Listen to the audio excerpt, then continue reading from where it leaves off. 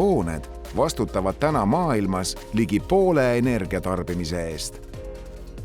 Tulevikulinn on säästlikum. Tallinna Tehnikaülikoolis välja töötatud lahendused on teinud Eestist juhtiva riigi uute ligi nullenergiahoonete ehitamisel ja elamute renoveerimisel.